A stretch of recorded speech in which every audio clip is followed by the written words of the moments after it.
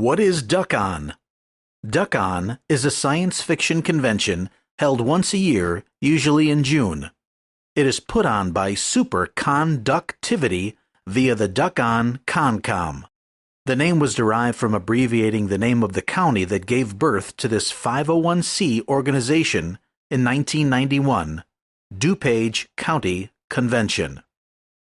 The organization is known for creating the Golden Duck Awards for excellence in children's science fiction literature. However, the main attractions are for adults and people actively interested in science fiction and fantasy. The convention draws a unique crowd of highly intelligent social introverts. Many of the organization's interests stem from three clubs that existed over 75 years ago: WorldCon in New York City from 1939, Los Angeles Science Fantasy Society 1934, and the National Fantasy Fan Federation 1941.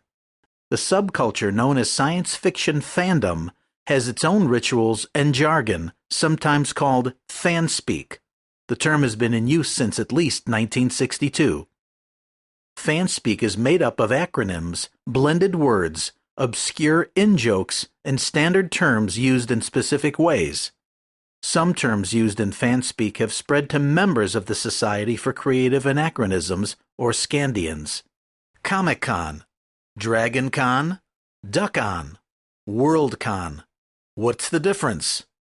There are many different types of science fiction fantasy conventions. The easy way to answer this question is to categorize the conventions based on the audience. International conventions consist of WorldCon, World Fantasy Convention, and World Horror Convention. National conventions include EasterCom and FinCon. Regional conventions include WesterCon, Eurocon, North American Science Fiction Convention, Starbase Indy. Local conventions include Shoestring Cons, which is put on by the University of Hertfordshire. Media conventions include Toronto Trek and BotCon. Comic and popular culture include Comic-Con International, DragonCon, and Duckon. Special interest conventions include Relaxicon. Some of the features and events that can be seen at Duckon are 1. An art show that displays traditional works of art that have a sci-fi fantasy flavor. Also, works of art created by advances in technology such as laser beams with glass and crystals. These glass masterpieces are cut with intricate designs and illuminated with a wide spectrum of colors. We're looking at some of the coolest art that's ever been created. This was made by a friend of mine named Todd Johnson from Fermilab. What he does is actually capture lightning inside of glass. And so if you look at this picture, he's formed the image of a tree by filling this up with electric charge. And there's so much that the electrons that were inside were just bursting to get out. And then he grounded it at this location, and all of the charge broke out and fried the glass on the inside to produce this beautiful feathered pattern that looks like a tree. Blinkies, which are self-made circuit boards that display different patterns and configurations of alternating blinking lights. They are not only impressive electronic devices, but educate the builders in basic electronics. So what would you describe a Blinky? How would you describe it? Electronic fun. Electronic fun. Oh, that's a great description. Critter Crunch. Robot battles where individuals build remote control robots with the single goal of destroying other robots. Last bot standing wins. Masquerade. Hundreds of people don the costumes of their favorite science fiction or fantasy character, making the scene a sight to behold. The rooms are ablaze with the dialogue of Klingon, hobbits, elves, orcs, Wookiees, and other fictional races. Gaming.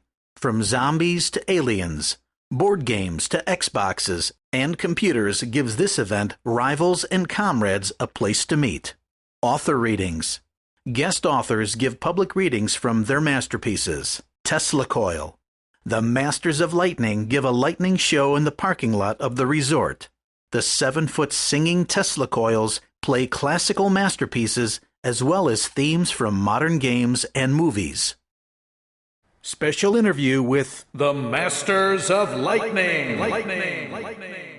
And Dr. Sean Carlson from Lab Rats. Terry Blake as Dr. Zeus. Jeff Larson, Master of Ceremonies and Master Scientist. Steve Ward, Inventor, Scientist, and Genius. When Benjamin Franklin first invented the lightning rod, he became the most famous man in the world because he tamed an awesome force of nature. Well, the people you're going to meet today have not only tamed lightning, they've taught it to do tricks. They've actually taught it to sing. They can generate it at will and cause it to do all sorts of amazing things. Let me introduce you to the Masters of Lightning. First, Jeff Larson. Jeff, how you doing? It's good to see you again. Hey, Dr. Sean. So tell me about the Masters of Lightning. Exactly who are you guys and what have you done to tame lightning? Well, the Masters of Lightning are a few of my friends and myself that started out as a hobby making lightning bolts with machines called Tesla coils. And over here, this is my friend Steve Ward and my friend Terry Blake. And why did they call you Dr. Zeus? Which is a great name, by the way. Well, the original name for the singing Tesla coils was called the Zeusophone, and I was trying to come up with something that would go along with that. Zeus as in god of lightning, yep, right? The Greek god that throws lightning bolts down on us when he's having a bad day. So thought maybe that would be a good name to go with. Nobody seemed to be using it, so... You're the crazy guy who actually, gets in a suit and stands between the coils and has lightning strike you. Is this right? This is, it's partially true. The lightning strikes the suit, not me. Suits, of course, all made of various forms of metal, and I'm entirely encased in the suit. And in fact, I feel safer inside the suit than most of the people who don't have such a protective gear on. What would happen if one of these lightning bolts struck a person who was not wearing that protection? They'd probably fall to the ground and maybe be knocked unconscious. Is it potentially lethal? You know, we've heard stories of people coming up to Tesla coils of this size, and the one person that we know of that survived, he had memory loss right after the event. So tell me about the Tesla coils. How tall are they, and why are they called Tesla coils? It's called Tesla coil because it was invented by Nikola Tesla. And he's the guy that invented basically all of our power grid technology that we use today. 1890s. So this isn't a new thing. Tesla coils have been around for a long time. This is true. So what is it that you guys have done to modify the Tesla coils to make them so spectacular? Well, now we're coming up to date with technology that we can exploit. We use semiconductors or transistors, just like the transistor radio. Now we have the transistor-powered Tesla coil. So because now that we've replaced spark gaps and high voltage equipment with transistors that can be controlled by a computer, we can basically manipulate them and pull off these tricks of producing music. Well, each spark is sort of like a lightning event on its own, with its own thunder to go along with it. Now, the thunder is not a raging boom like in nature, but it's sort of a loud clapping sound. So if we repeat these lightning bolts at such a rate, say concert pitch A is 440 hertz or 440 cycles in 1 second, if we fire off 440 sparks per second, our ears will perceive that as the note A. We can superimpose multiple notes on one Tesla coil. Okay. So right now we can generate up to 4 tones simultaneously. So you can create chords. Yep. Oh, cool. No, I built my first Tesla coil when I was 13 years old. I was in 8th grade. You do have to learn a little bit about the safety, along with learning the physics behind what's going on here, so you can actually pull off one of these machines. Always. Safety is a big concern, and all of us started off with smaller Tesla coils first. Very small things, and experimented with those and got familiar with it, and learned our lessons on a small scale and worked our way up, so that when we got to the point of having coils of this size, that we pretty much knew what we were doing, so that we can do it safely. You know, like a lot of people don't think it's like that great of an idea for me to be doing that. They think it's stupid. But just like you to know that if you know what you're doing, it really is very safe. And it's like one of the mottos that we say around here is that smart people can do stupid things more than once. The main garment there is this sort of material. Just skin underneath seems to be the main. So the current flows through the surface, but never flows down through to get to the skin. Is that right? Well, not really never, but most of the time and most of the current. So what do these space boots do?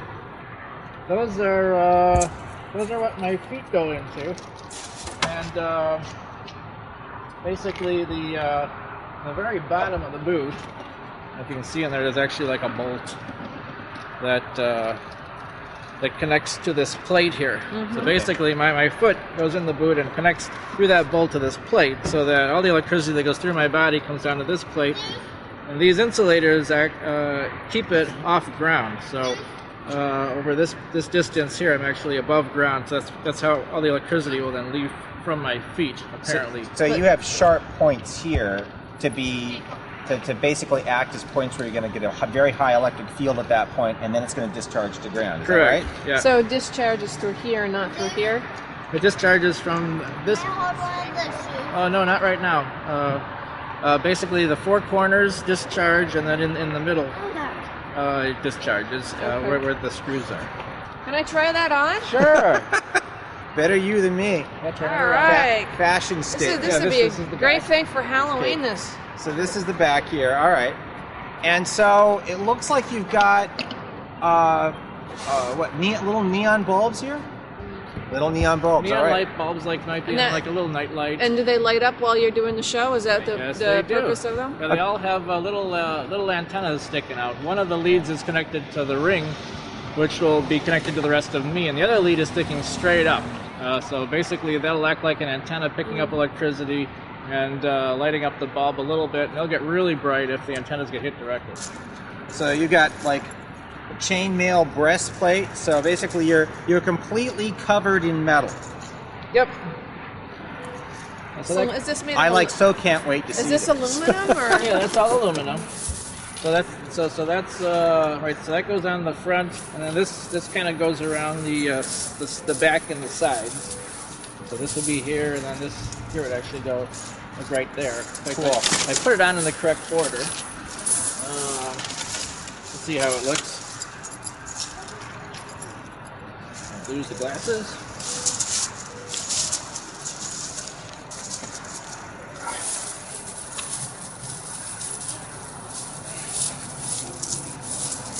So this forms one of the metal barriers to protect my body. Under this, I would actually have another chainmail tunic that goes from wrist to wrist and hangs down almost to my knees. You know, you found the first use for this technology since the 1200s, and the knights used to wear stuff like this. There are some connections to medieval times to some of this. It's hard to avoid that with the chainmail look. But this is just so cool. We have to ask you, what are the gnomes for? Okay. The gnomes are an idea that I had. I was looking for something that could be a target that would concentrate the strikes, and something that I could get a focal point for my camera, because I never really knew where the strikes were going to hit on the ground, and so I'd zoom in on a spot, try to focus on this flat pavement. It's hard to do. So I came up with this idea of using these. It's sort of a colorful little thing and gives me something to focus on. And everybody keeps waiting for the gnomes to get struck. Does that mean you're frying the gnomes? Well, they're ceramic. Okay. So they're like the insulators on Dr. Seuss's boots. So Okay.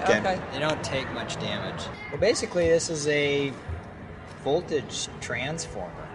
It takes like household line voltage, and in our case, we're using 208, which is an industrial voltage, but it's similar to like what your dryer would run off of, like 240. Right. Mm-hmm. Okay, so it takes that and it just makes it very, very large, up to Steve says like around 850,000 volts, or maybe higher. 50,000 volts. Okay. Maybe lower. When a spark comes off of here and hits the ground, that voltage actually gets lower because it's loaded.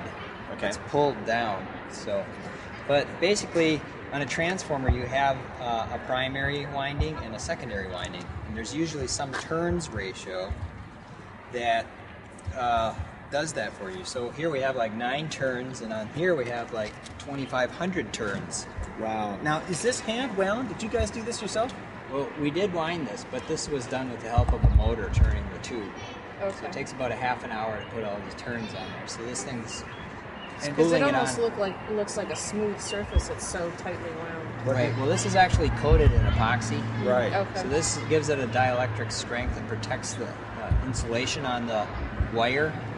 If any sparks hit this, if you only had the enamel that's on the wire, these coils can get destroyed just by burning off that thin layer of enamel on there. So this epoxy is very thick, and it protects that. Yeah, it's copper tubing, 5/8. This That you would buy at the hardware store. The support? This here is actually polyethylene plastic, high-density polyethylene. Actually, the key to making this here is you can see that each one of these pieces here is slightly different. See where the groove is right here? It's closer here. And as you go around, it gets a little thicker. By the time you're over here, you're already one distance over. So you mount that down, and then you push.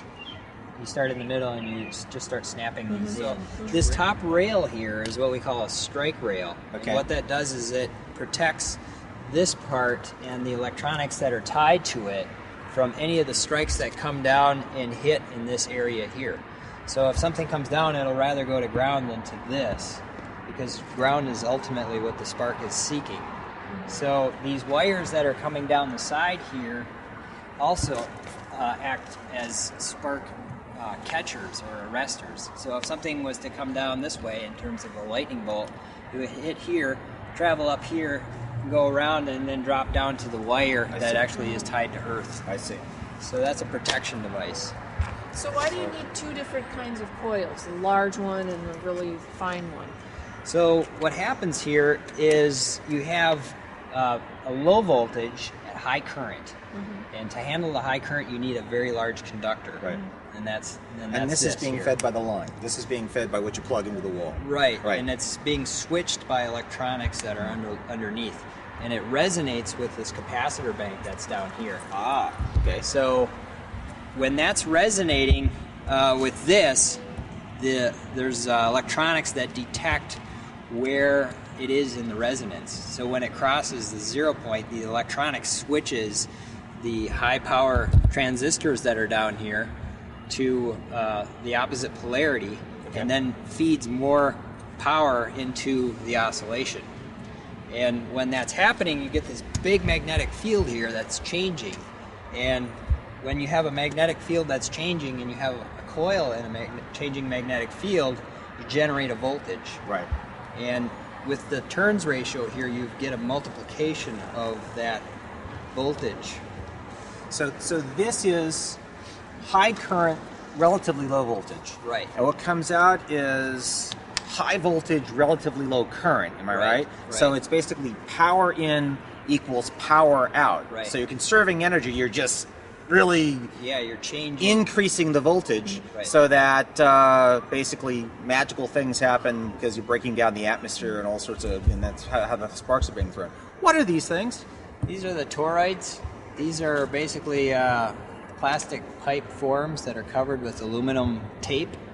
So what that does is it creates a This is just conductive tape. surface. This is just aluminum tape. Yeah, so you can see the actual how they overlap here. There's strips. Oh, okay. So I thought it was and like lots of a strips. dryer vent or something. It is similar to that. We have made toroids out of that type of material before. So Okay, so if you look, there's a wire here. This is obviously not an accident. What does this wire do? this is what we call a breakout point. What we do is we add this to this large surface here. This large surface here has got a very large radius. When you have a large radius, it's hard to get a voltage gradient there. So the voltage gradient is dependent on the radius of whatever the field is on. So if you have a very small radius, like you do on a 90-degree corner like on this wire, you get a very high voltage gradient there, and that's where the ions will start to form, and then you'll get corona and current through the corona. Now, when you say ions, you mean basically we got the air out here, and the air is made up of molecules, and this electric field is so great that it's actually tearing electrons off of the air and producing positively, or alternatively, I assume on the other side, negatively charged ions. Right. Are these opposite poles? We Is can this a do positive that. and that's a negative? It depends on the mode that we run these test coils. We can run it so they're actually out of phase from each other, so that this will be going negative voltage, that'll be going positive voltage. So if this goes close to 1,000,000 volts negative and that goes close to 1,000,000 volts positive, the differential voltage between here is almost 2,000,000 volts. Is this producing lightning in the same way that natural lightning from the sky is produced? This is actually quite a bit different how it's produced. So lightning is like a discharge where a cloud just sort of lets go of all of its energy at one time. And there's sloshing of electrons back and forth in the main spark. But here we shoot out a spark, or we shoot out a bunch of electrons, and then we do it again, and we do it hundreds of times a second. And then we can vary the frequency to actually change the frequency or the sound of the spark, so it sounds like a different note musically. Now, okay, the last question I'm going to ask you about how this works is, how do you actually generate the frequencies that you feed into this? You know, how do you actually create the tones? So the tones are basically created by turning the coil on and off at an audio frequency. So if we have the computer over there, turn the coil on and off at 100 times a second, you'll get a rather low note. And if we turn it on and off at, say, 500 times a second, it'll be a much higher note. And that's basically all we're doing, is we're turning it on and off. It'd be like a telegraph key where a guy is, tapping on it. That would be a very low frequency. But if he was very, very fast, faster than any human could actually be, you would actually start to get a tone. And that's what we're doing here. Well, a lot of people call this a transformer, but that's not exactly true. Transformers sort of work like, you could think of gears with teeth that mesh together tightly. You can't rotate this gear without rotating that gear as they mesh together. But this transformer is what they call low coupling between the two gears, if you like. So the analogy I kind of like to use is that you have a pendulum representing the primary circuit, and it's swinging back and forth. And then imagine that this pendulum has a spring linkage to another pendulum, the secondary circuit. So we might set this primary pendulum in motion, and gradually over time through this spring we'll couple energy into the secondary pendulum. Right. So we get this one swinging, and then suddenly they're swinging together, and then the secondary one takes off more and more, and then the primary one's sitting there, because all the energy from this primary system is slowly transferred over to the secondary system. So that the Tesla coil makes use of that effect so that it can still generate enormous voltages with a low coupling, which allows a great distance between these two coils. So in that particular instance, the two pendulums have the same resonant frequency, Exactly. where you get 100% coupling from one to the other. That is the critical part, is that they must want to swing at the same natural frequency for the energy to go from one system into the other system completely.